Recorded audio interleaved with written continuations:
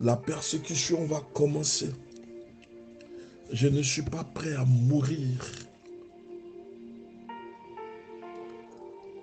Pierre s'est éloigné de Jésus. Celui-là qui avait juré dès le départ, Seigneur, j'irai où tu iras. Si tu meurs, on meurt ensemble. Et Jésus il finit par déclarer lui-même qu'il ne le connaissait même pas. C'est alors que le coq s'est mis à chanter et Pierre se souvint de sa promesse. Il sortit, pleura amèrement. Luc 22, verset 56 à 62. Le reniement de Pierre. Ne renie pas ton Dieu. L'Éternel t'a appelé, tu étais zélé. Tu faisais le travail pour Dieu. Tous t'acclamaient parce qu'ils voyaient ton zèle. Mais aujourd'hui, quand tu fais ton point, ton bilan spirituel, ton zèle a refroidi. Tu t'es éloigné de ton Père.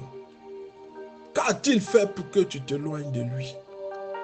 Lui qui a subi toutes choses pour toi, toute épreuve pour toi, tu l'as renié. Tu ne le considères plus. Il n'a plus la première place dans ta vie. Tu as préféré autre chose que de lui être soumis. Pierre l'a rejeté. Ta position, ton comportement, ton manque de zèle provoque un rejet de Christ. Alors qu'il te tend les mains dans une situation où il a besoin de toi, Pierre l'a renié 3 fois. Il avait pourtant prévenu Pierre. Satan vous a réclamé pour vous cribler. Mais moi je prie pour vous. Vous me faites du mal. Vous crachez sur moi. Vous ne me recevez pas. Mais pourtant je prie pour vous. Et je prie pour vous sans cesse. Je prie pour vous. Vous êtes mes enfants. Alléluia. Pierre l'a renié 3 fois. Satan t'a réclamé. Satan fait en sorte que tu t'éloignes de Christ. Tu ne le reconnaisses plus comme ton véritable sauveur, ton rédempteur, malgré tout ce qu'il a fait. Tu cherches à le rejeter, à le renier. Pierre l'a renié. Mais il n'a pas voulu à Pierre. Il lui a dit seulement, quand tu reviendras à moi, raffermis tes frères. Quand il a été pris, Pierre s'est éloigné. L'éloignement a commencé. Beaucoup d'entre nous sommes éloignés de Christ. Avons renié celui-là même qui a tout donné, qui a donné sa vie même pour toi. Souviens-toi de lui un peu. Il ne te demande rien, seulement que de devenir son enfant et de l'accepter comme son rédempteur. Il a payé le prix pour toi. Pierre sortit de là dans les pleurs parce qu'il venait de renier celui-là même qui avait prié pour lui. Alléluia. C'est alors que le coq s'est mis à chanter. Pierre se souvient de sa promesse. Sortit, pleura amèrement. Et c'est la même chose pour nous aujourd'hui. D'abord, nous oublions de nous préparer à affronter les attaques de l'ennemi. Puis, nous laissons les pressions familiales, les exigences du travail prendre la première place dans notre vie. Place qui devrait rester celle de Dieu. La conséquence, nous finissons par tomber. Nous finissons par abandonner, par tomber sur le coup spirituel de Satan. Le travail a pris la place. Les exigences familiales ont pris la place.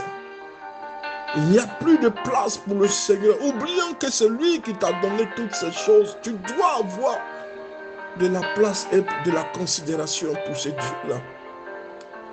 Nous allons renier Dieu à cause du travail. Nous allons refroidir notre zèle à cause des exigences de la famille. Non, frère, le zèle doit se rallumer. Ne laisse pas les vicissitudes de la vie, les circonstances de la vie refroidir le zèle que tu as pour le Seigneur. Dieu t'attend pour exercer le ministère. À force d'abandonner, de le renier, tu vas tomber fatalement sur le coup du diable. Satan va faire de toi quelque chose à broyer, matière à broyer, parce que ton zèle a refroidi. Tu as laissé la place à Satan, Satan et ses démons. Lorsque Pierre a commencé son reniement, Satan s'est installé. Mais lorsque vous lâchez la main de Dieu, Satan finit par s'installer. Il finit par s'asseoir. Nous finissons par tomber sous le coup spirituel de Satan. Ne disons jamais, cela ne pourra pas m'arriver. C'est précisément ce qu'a affirmé Pierre. Si Satan nous réclame comme une fille pour Pierre, c'est parce qu'il connaît la force imparable d'un cœur passionné, un cœur désireux d'accomplir ses desseins.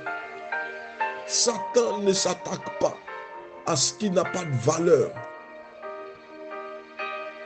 Si Satan veut te cribler, c'est parce qu'il sait le potentiel que l'Éternel a mis en toi.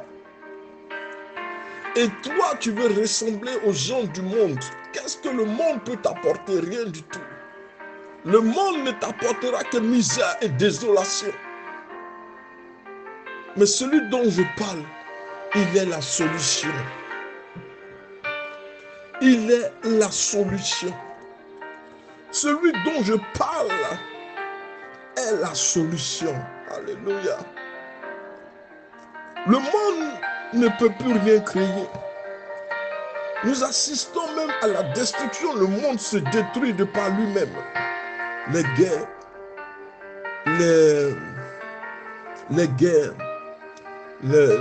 les épidémies, les maladies qui avaient disparu, qui réapparaissent. Le monde ne sait plus où il va. Mais nous savons où nous allons.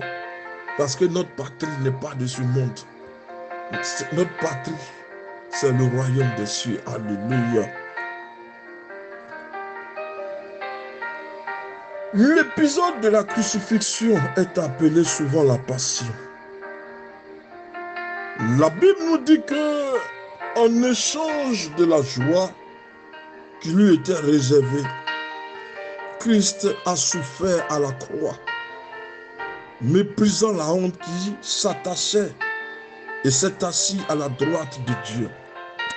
Il a méprisé la honte qui s'attachait à la croix. Parce que la Bible dit, maudit est celui qui est pendu au poteau de la croix. Mais il a tout endossé pour toi. Même la honte, il a endossé. Il pouvait maintenant s'asseoir à la table, à la droite de son Père. Et il n'y a pas d'élévation sans souffrance. Il n'y a pas de victoire sans combat. Si vous ne menez pas de combat, vous n'obtiendrez pas de victoire. Alléluia. Alors qu'il agonisait sur la croix, Jésus continuait à aider les autres. Voilà l'exemple d'une passion. Et sa parole pour nous aujourd'hui, ne perdez pas votre passion, votre amour, votre zèle pour Dieu. Revenez à votre premier amour. Ne reniez pas celui-là même qui est la source de la bénédiction. Que Dieu vous bénisse.